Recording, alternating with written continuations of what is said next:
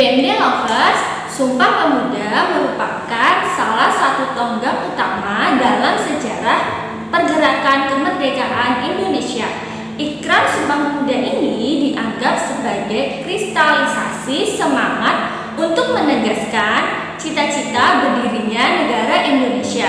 Ada makna yang mendalam bagi sejarah bangsa ini dalam isi Sumpah Pemuda yang dicetuskan pada tanggal 28 Oktober 1928. Lalu, bagaimana Hari Sumpah Pemuda itu bisa terjadi? Inilah kumpulan informasi bagian dari peristiwa sejarah 28 Oktober versi Perpus Corner SD Budi Mulia II Pandian Sari.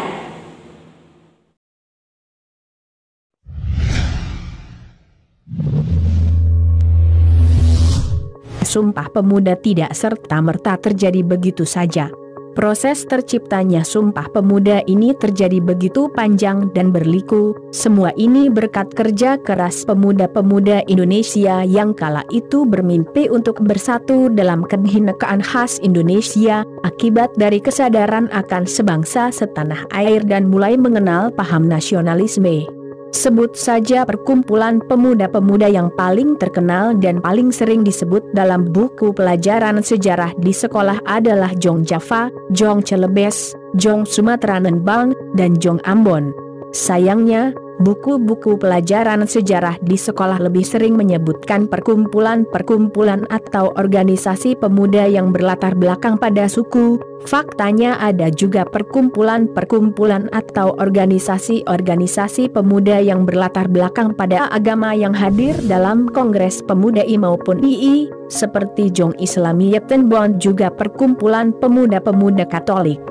Kongres Pemuda I diadakan di Jakarta 30 April 1926 2 Mei 1926.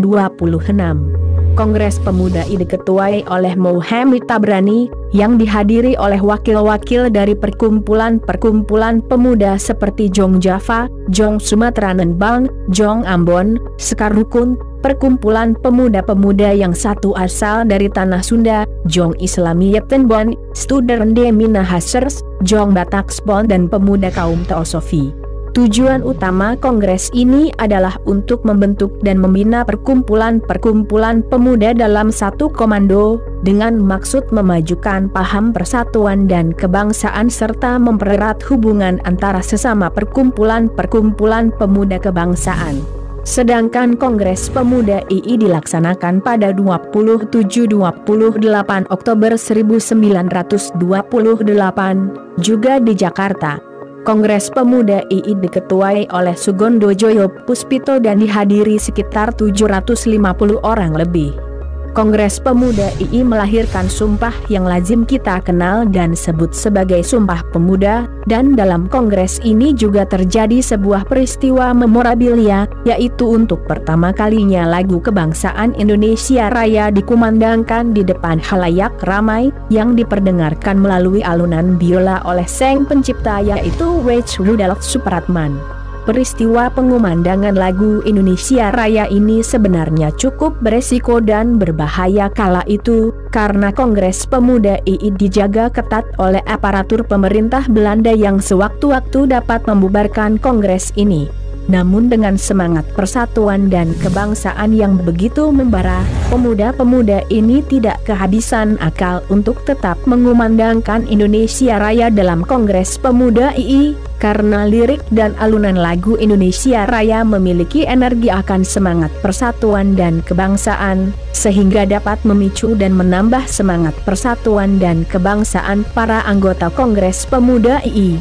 Maka muncullah ide untuk mengumandangkan lagu Indonesia Raya dengan biola tanpa dinyanyikan dalam kongres itu, sehingga aparat-aparat pemerintah Belanda yang mengawasi tidak akan mencurigai hal tersebut, karena mereka menganggap bahwa menyanyikan lagu Indonesia Raya adalah sebuah bentuk perlawanan terhadap pemerintahan Belanda.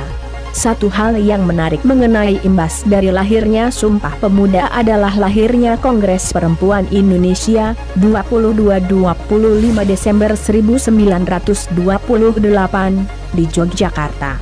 Kongres ini lahir bukan untuk menyaingi kongres para pemuda yang sudah menghasilkan Sumpah Pemuda, tetapi justru untuk semakin menguatkan kekuatan dari Sumpah Pemuda yang diciptakan dan dideklarasikan pada 28 Oktober 1928 oleh para pemuda yang ikut serta dalam Kongres Pemuda II. Di samping itu juga, Kongres Perempuan Indonesia itu menyuarakan kesetaraan serta kesejahteraan wanita muda dan kaumnya kala itu, sehingga pada tanggal 22 Desember, kita sebagai bangsa Indonesia, memperingati Hari Ibu. BMD Lovers, itulah sejarah Hari Sumpah Pemuda 28 Oktober. Walaupun memiliki latar belakang yang berbeda, namun kita bisa mempelajari semangat dan kegigihan mereka dalam memperjuangkan kemerdekaan Indonesia. Semangat itulah yang harus kita pertahankan hingga saat ini. Walaupun kemerdekaan sudah kita miliki, namun mempertahankannya bukanlah hal yang mudah.